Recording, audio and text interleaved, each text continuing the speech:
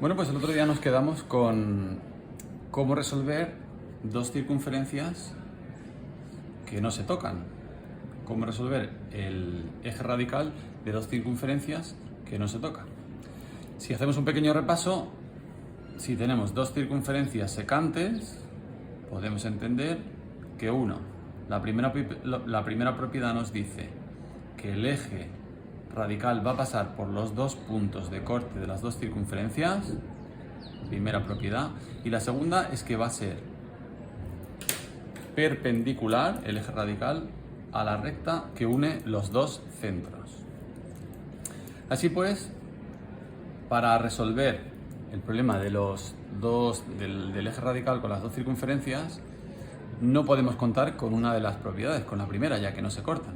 Así que vamos a introducir un concepto nuevo que es el centro radical. ¿Y qué es el centro radical? Bueno, pues el centro radical, si tenemos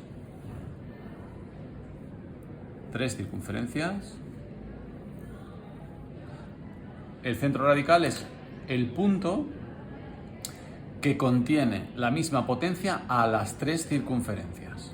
Si, como habíamos visto en los anteriores vídeos, ponemos un punto y calculamos aproximadamente la misma potencia para dos, con esto hallaríamos pues un eje radical. Este sería el eje radical 1. Si hacemos lo mismo con las otras dos, de las tres, aproximadamente, más o menos, este sería el eje radical 2.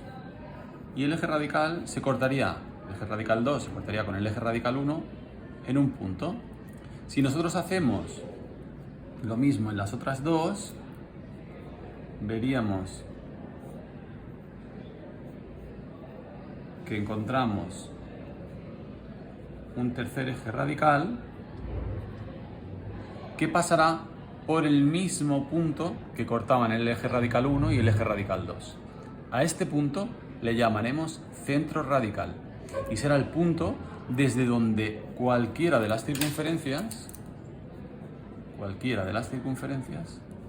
tiene la misma potencia.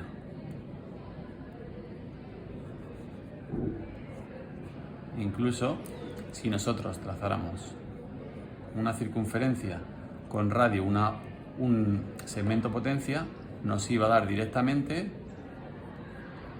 las potencias en todas las circunferencias. Así pues, con ese concepto vamos a intentar trabajar y resolver este problema. Vamos a trazar para ello una tercera circunferencia que corte a las dos.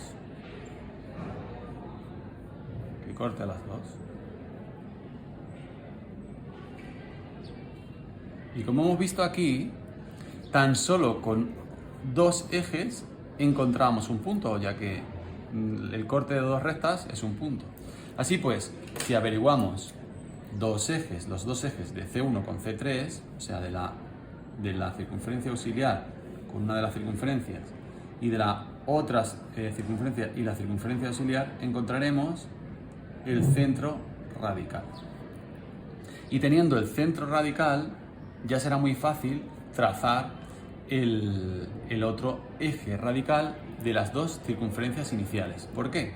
Porque contaremos con la segunda propiedad, que es que todos los ejes radicales serán perpendiculares a la recta que une los dos puntos. Así pues, teniendo eso y sabiendo que pasa por el centro radical, ya solo tendremos que hacer una recta perpendicular a la recta que une los dos centros por el centro radical.